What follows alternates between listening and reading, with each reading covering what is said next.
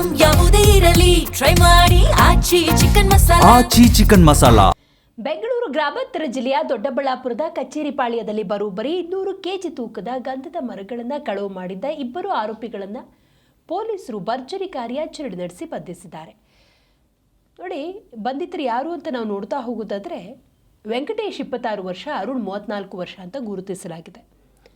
June 13ರಂದು ಸರ್ಕಾರಿ ಶಾಲೆ, ಮಸೀದಿ, ಸ್ಮಶಾನದಲ್ಲಿದ್ದಂಥ ಗಂಧದ ಮರಗಳನ್ನು ಇವರು ಕದ್ದಿರ್ತಾರೆ. ಖಚಿತ ಮಾಹಿತಿಯ ಮೇರೆಗೆ ದಾಳಿ ನಡೆಸಿದ ದೊಡ್ಡಬಳ್ಳಾಪುರ ಪೊಲೀಸರು ಆರೋಪಿಗಳನ್ನು ಬಂಧಿಸುವಲ್ಲಿ ಯಶಸ್ವಿಯಾಗಿದ್ದಾರೆ.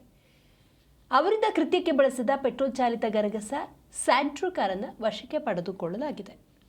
200 ಕೆಜಿ ಗಂಧದ ಮರ ಕಳವು ಪ್ರಕರಣ ಇದು.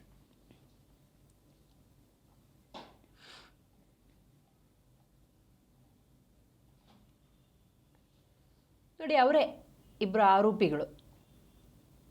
26 ವರ್ಷದ ವೆಂಕಟೇಶ್, 34 ವರ್ಷದ ಅರುಣ್. ಬೆಂಗಳೂರು ಗ್ರಾಮಾಂತರ ಜಿಲ್ಲೆಯ ದೊಡ್ಡಬಳ್ಳಾಪುರದ ಕಚೇರಿಪಾಳ್ಯ ಪೊಲೀಸರ ಕಾರ್ಯಾಚರಣೆ.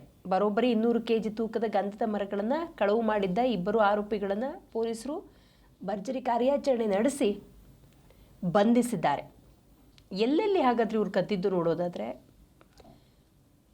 ಜೂನ್ 13ರಂದು ಸರ್ಕಾರಿ ಶಾಲೆ, ಮಸೀದಿ, ಸ್ಮಶಾನದಲ್ಲಿದ್ದಂಥ ಗಂಧದ ಮರಗಳನ್ನು ಕದ್ದಿರ್ತಾರೆ. ಈಗ ಗಂಧದ ಮರಗಳ ಕಳವು ಪ್ರಕರಣ ಅಂದಾಗ ಏಕದಮ್ ಮರಗಳನ್ನು ಕಟ್ ಮಾಡ್ಕೊಂಡು ಹೋಗೋದು ಅನ್ನೋದಕ್ಕಿಂತ ಹೆಚ್ಚಾಗಿ ಆ ಮರದ ಚಕ್ಕೆಗಳನ್ನು, ಆ ಮರದ ಬುಡಭಾಗದಲ್ಲಿರುವಂತಹ ಮರದ ಚಕ್ಕೆಗಳನ್ನು ತೆಗೆದ್ರೂ ಕೂಡ ಅಪಾರವಾದಂತಹ ಲಾಭ ಇದೆ. ಸೊ ಹಾಗಾಗಿ ನೋಡಿ, 200 ಕೆಜಿ ಗಂಧದ ಮರದ ಪೀಸ್ಗಳನ್ನು ತಗೊಂಡು ಹೋಗಿದ್ರು, ಕಳವು ಮಾಡಿದರು. ಸೂಕ್ತ ರೀತಿಯ ಮಾಹಿತಿಯ ಆಧಾರದಲ್ಲಿ ಪೊಲೀಸ್ನವರು ಭರ್ಜರಿ ಕಾರ್ಯಾಚರಣೆ ನಡೆಸಿ ಆ ಇಬ್ಬರನ್ನು ಬಂಧಿಸಿದ್ದಾರೆ.